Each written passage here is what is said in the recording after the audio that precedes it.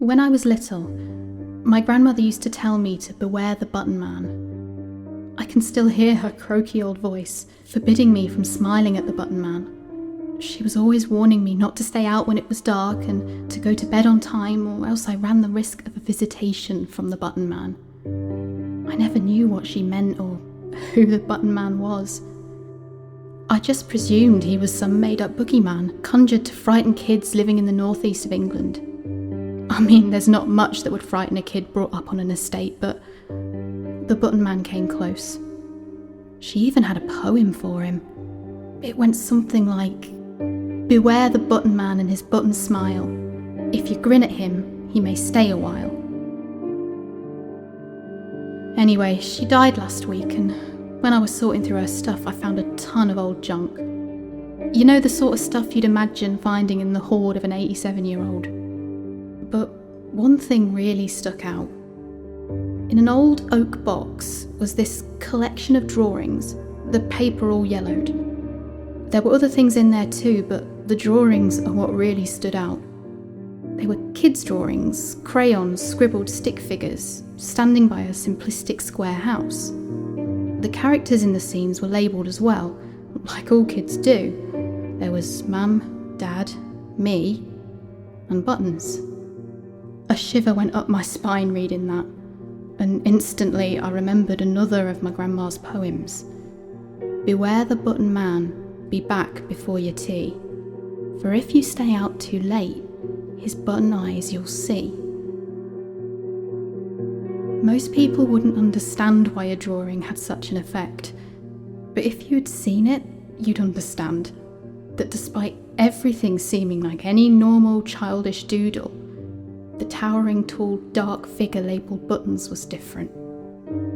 Unlike the others, Buttons was scribbled in black, with a smile of navy dots and, most disturbingly, inhumanly extended arms. In the first few drawings, the towering Buttons figure is small and distant, standing atop a hill, but the other drawings show him getting closer. The small girl labelled me being drawn with a sad face on the sheet that had Buttons standing behind her. If you're disturbed, then I don't blame you. I was. So much so that I took the drawings to my mum, who thought they were sweet, a call back to simpler times. When asked who Buttons was, she said he was her imaginary friend, that he stole buttons from her clothes and lived beneath her bed.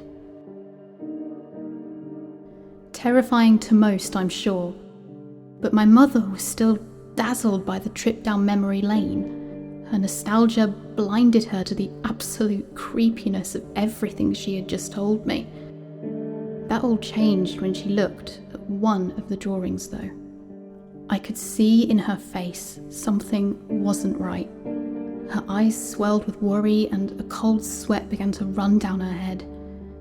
In all the years of my life, not once had I seen my mother look so concerned, troubled, maybe even fearful. "What is it?" I asked, but she said nothing, just claiming that she felt a little unwell. When I looked at the drawing that had caused my mum to become so unnerved, I saw nothing exceptionally abnormal. Then I spotted it. A small stick figure, standing by the little girl labelled me, who I now presumed was my mother. The small character who was absent from the other drawings was labelled Iris. I asked my mother who the little stick figure was, and despite her reluctance, she eventually answered. "It's my sister," she said. "Your auntie, Iris." I'm not sure if it was confusion or disbelief that I felt when she said that, but I struggled to find a reply. This was the first time I had ever heard of having an auntie. "How come I've never met her?" I asked, not ready for the answer that followed. "She died," Mum said in a low, trembling voice. I asked what happened, but my mum refused to tell me. She just said something awful and begged me to never speak of Iris or the drawings again.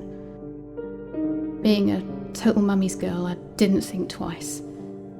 I agreed to never speak of it again, but that did not stop my curiosity, desiring to know more about this mysterious auntie of mine. So I did what any ordinary millennial does. I googled her, scoured the internet, but found nothing.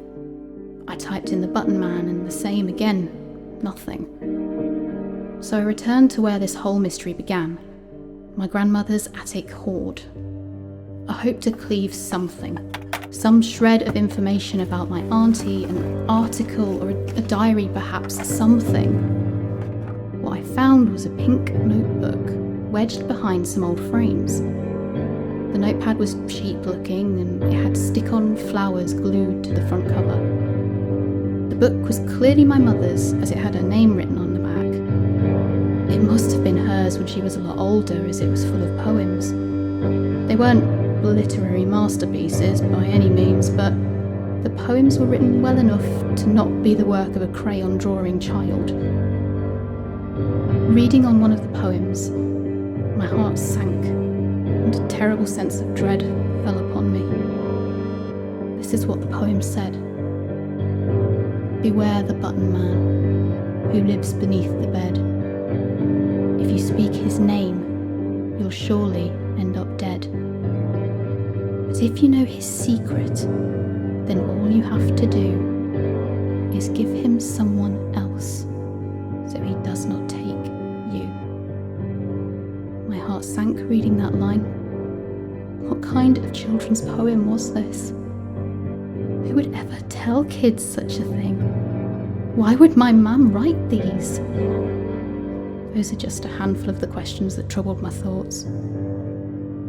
Then, as if by chance, a slip of paper fell from between the pages of poetry. With anticipation for what this new clue might unveil, I reached down and plucked the folded square up. In my fingers the sheet unravelled, and though old and rigid, the paper appeared to have stood the test of time. My blood ran cold as I looked upon the simplistic drawing of a family and a girl's imaginary friend. For unlike all the others, this one showed Buttons, standing in the distance, with a sack dotted and dripping in red, cast over his shoulder. But what is most disturbing is the girly stick figure labelled Iris was gone, and the stick figure drawing of my mum was waving Buttons off.